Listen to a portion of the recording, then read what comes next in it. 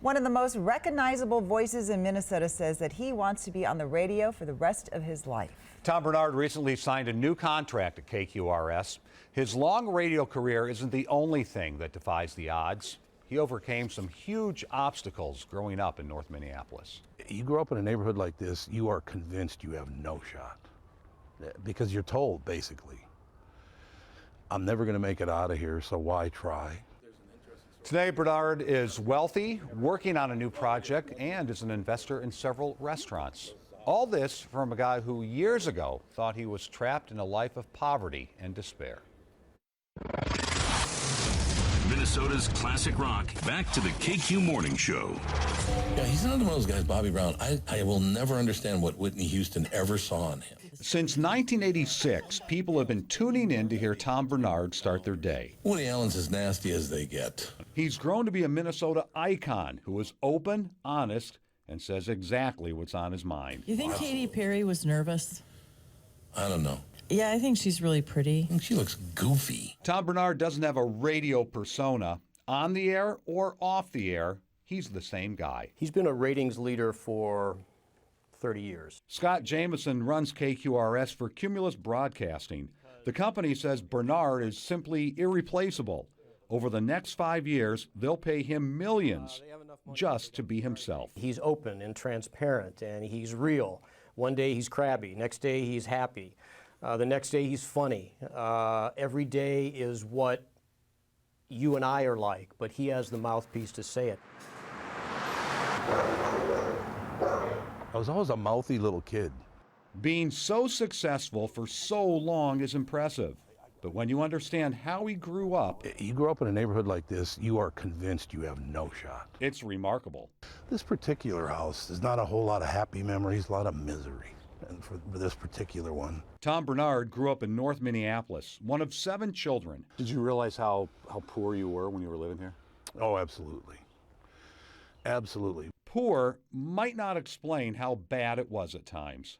We went for stretches where we literally ate fried bread dough and watermelon for like 6 months because we couldn't afford any other food. But it wasn't because they weren't trying. The kids worked. I started working when I was 11 years old. I was a janitor. And I've been working ever since. Mom worked hard too. She was a waitress in a diner. Dad was the issue. And my father was schizophrenic, caused a lot of problems. And my mother is he wore her down. Mental illness led to instability.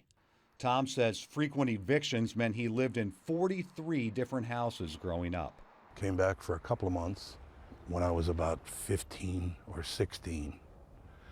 And then he left, and I didn't see him again 17 years later when he died. Even today, he can't bring himself to forgive. My father and I never got along. I wish I could tell you I love my father, but I never did. Do you have more sympathy now that you're older for people with mental illness? And Definitely that, yes. The torment that those people go through is horrible. Once he started making money in radio, Tom made sure his mother never had to worry or work again.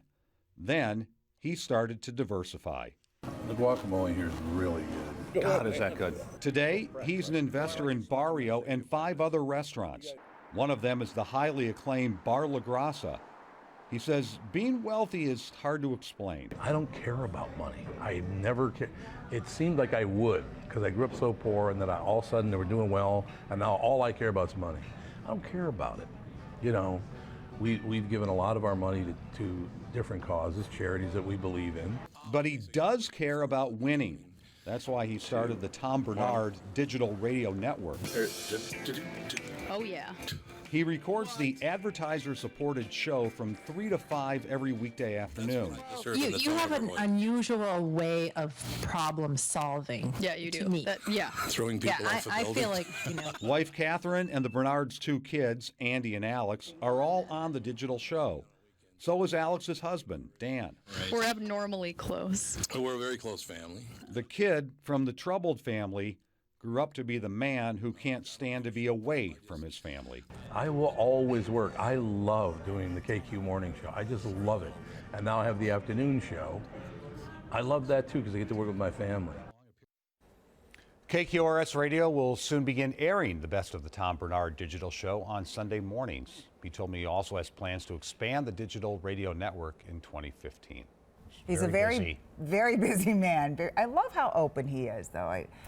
He doesn't hide anything. No, he doesn't. And that's part of his success, and not everyone can do that. Yeah. Was there anything that you found surprising that he talked about? A couple things. I mean, he works a lot. He gets up at 4 a.m., probably works 16 hours a day, and he has to do 6 or 7 live hours of content, and he doesn't prep for it. He doesn't prep for it? No, he says he likes to be spontaneous. He said it's kind of scary and kind of dangerous, but he likes to kind of be out on the edge. And he says that's also what kind of keeps it fresh. And it does, but I mean, I'm that's sure the listeners can sense that too, and hear that. A lot of work. It's a lot of work. So. Yeah, it's interesting. So well, he's successful at it. So. Yeah, Chris, the other thing, he says he drives by North Minneapolis about 4 times a week still, just to kind of remember the neighborhood and where he's from and all that. That's very cool. And he still has friends, though, from the neighborhood, too. Yeah, right? for sure. Yeah. Well, he's a legend. I competed against him a couple of times in my radio days. Let's be honest, I was like the Indianapolis Colts to his New England Patriots in that championship game, but it was fun. Yeah, he's the man, no doubt about it.